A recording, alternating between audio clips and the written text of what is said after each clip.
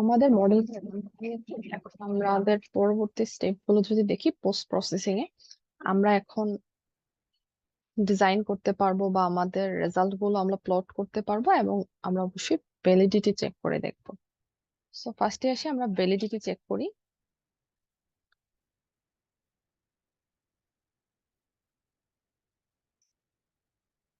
আমরা ডিসপ্লেতে যাব, শো টেবিলসে যাব, স্ট্রাকচার আউটপুট আমরা শুধু বেস রিয়েকশনটা নিব, এবং এখানে লোড কেস থেকে আমরা ডেড লোড এবং লাইভ লোডটা সিলেক্ট করে নিচ্ছি। ওকে দিই।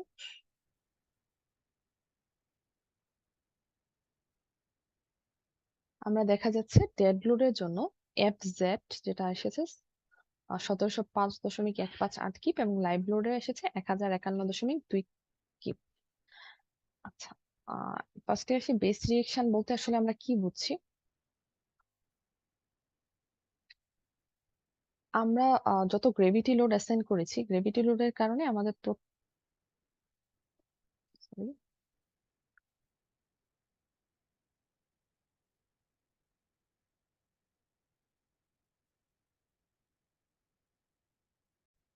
আমাদের গ্রেভিটি লোডের কারণে টোটাল যে রিয়েকশন এসেছে সাপোর্টে, সব রিয়েকশনের সাম হচ্ছে আমাদের বেস রিয়েকশন। সো আমাদের প্রত্যেকটা সাপোর্টের নিচের দিকে যে এফ জেড এসেছিল, আমাদের এখানে 9টা সাপোর্ট ছিল এই মডেলে। সো 9টা সাপোর্টের জেড ডিরেকশনের রিয়েকশনের সামই হচ্ছে আমাদের টোটাল বেস রিয়েকশন। তো বেস রিয়েকশন আমাদের আসছে 1051.2 কি ফর লাইভ লোড। আমরা যদি হ্যান্ড ক্যালকুলেশন করি, সেক্ষেত্রে দেখতে পাবো যে আমাদের এক্স্যাক্টলি মিলে গিয়েছে। আর আমরা যদি হ্যান্ড ক্যালকুলেশন করি, আমাদের ডেড লোড এসেছে 1725 কিপ, কিন্তু আমাদের মডেলে যেটা এসেছে 1705 কিপ।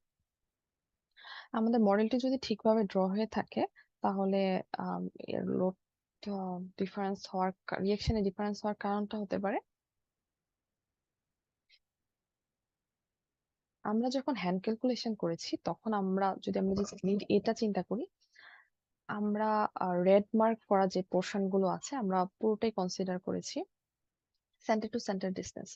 তাহলে আমাদের এই যে বিম কলাম জয়েন্টে কিছু কিছু পোর্শনে আমাদের গ্রিন মার্ক করা, যেগুলোতে ওভারল্যাপ আছে, এবং আমাদের যখন হ্যান্ড ক্যালকুলেশন করেছি এই ওভারল্যাপ গুলো আমরা কনসিডার করেছি। কিন্তু অ্যাকচুয়ালি তো এটা একবারই আসার কথা ক্যালকুলেশনে। সো এই জন্য আমাদের হ্যান্ড ক্যালকুলেশন কিছুটা বেশি ভ্যালু দেখাচ্ছে, 1725 কিপের মতো। তো এই প্রবলেমটা যদি আমরা দূর করতে যাই ইটেপস যেটা করব, আমরা মডেলটাকে একবার আনলক করব। লকে ক্লিক করলেই, এখানে লক বাটন যেটা ছিল এটাতে ক্লিক করলে আবার মডেলটা আনলক করা যাবে। আনলক করে আমরা সবগুলো মেম্বার জয়েন্ট সিলেক্ট করব। আমরা যেটা করব, আমরা পুরো left to right, right to left এভাবে ড্র্যাগ করতে পারি, অথবা আমরা যেটা করতে পারি, আমরা কন্ট্রোল এ দিতে পারি, তাহলে সব সিলেক্ট হয়ে যাবে। আমরা অ্যাসাইনে যাব, ফ্রেমে যাব, এন্ড লেংথ অফসেটে যাব। আমরা যেটা করব, আমরা এতক্ষণ অটো দিয়েছিলাম যেটাতে আমাদের অ্যাকচুয়াল লেংথটা কনসিডার করেছিল, আমরা weight based on full length দিয়ে দিব। দেন আমি অ্যাপ্লাই করছি, ওকে দিচ্ছি। মডেলটা আবার রান করি।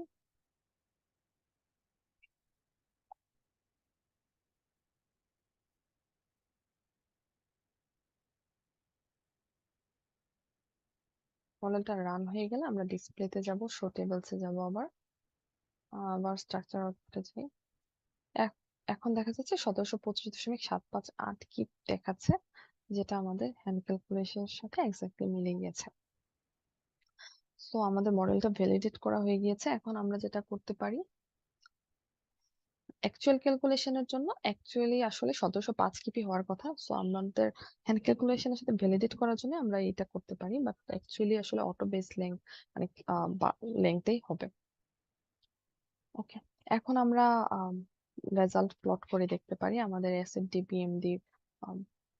যদি আমরা এই সাপোর্টটাই দেখি, এই এলিভেশন ভিউ সিতে আমরা দেখতে চাই আমাদের যে কোনো লোড কেসের জন্য আমরা ডিফর্ম শেপ দেখতে পাবো। এখানে আমাদের শো ডিফর্ম শেপ অপশনটা ছিল, অথবা ডিসপ্লে থেকে গিয়ে আমরা ডিফর্ম শেপ দেখতে পাবো। তো আমরা ডেড লোডের জন্য অ্যাপ্লাই করি। ডিফর্ম শেপ দেখাবে, বা আমরা যদি মোমেন্ট ডায়াগ্রাম দেখতে পারি চাই, এখানে একটা অপশন আছে ডিসপ্লে ফ্রেম পেয়ার ও লিঙ্ক পার ফোর্স। এখানে আমরা axial force, shear two two বা মোমেন্ট থ্রি থ্রি সবকিছু দেখতে পাবো। মোমেন্ট টু টু বা মোমেন্ট থ্রি থ্রি হওয়ার কারণটা আমরা যদি একটু রিকল করি, আমাদের 3D ভিউতে আমরা একটু লোকাল এক্সিসটা অন করে দেখতে পারি। 3D ভিউতে আমরা সেট ডিসপ্লে অপশনে গিয়ে অবজেক্ট অ্যাসাইনমেন্টে গিয়ে আমি যদি লোকাল এক্সিস একটা চেক করে দিই, আচ্ছা এটা লোকাল এক্সিসটা আসবে যখন আমাদের আনডিফর্ম শেপে থাকবে। তো আনডিফর্ম শেপে আমরা লোকাল এক্সিসটা দেখতে পাবো।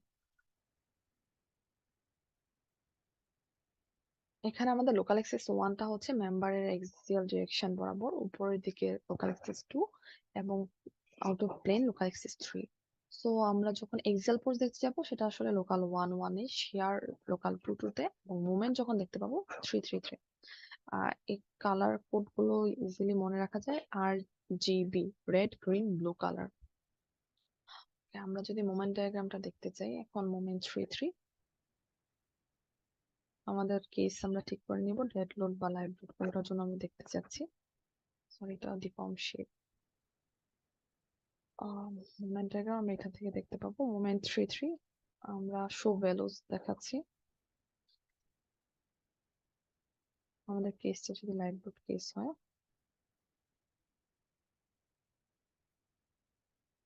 এটা কম টেনশন সাইডে দেখাচ্ছে। আমরা যদি কম্প্রেশন সাইডে দেখতে চাই, মোমেন্ট ডায়াগ্রাম অন টেনশন সাইডটা আনচেক করে দিলে আমাদের কম্প্রেশন সাইডে দেখাবে।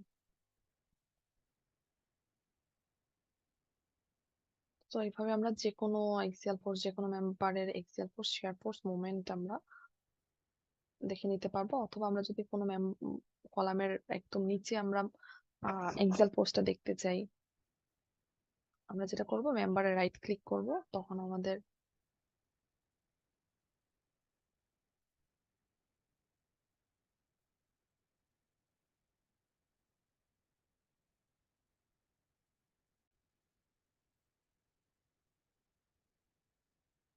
আমরা এখান থেকে লাইভ লোডের জন্য M two two, M three three বা এক্সিয়াল ফোর্স পিটি আমরা সবকিছু এখানে দেখতে পাবো। এবং আমরা যদি স্ক্রল ফর ভ্যালুতে যাই, তাহলে আমরা প্রত্যেকটা পয়েন্টে পয়েন্টে গিয়ে কত ফিটে আমাদের ভ্যালুটা কত সেটা আমরা দেখতে পাবো।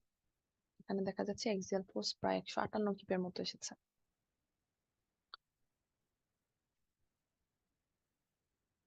So that's all for now. Thank you all.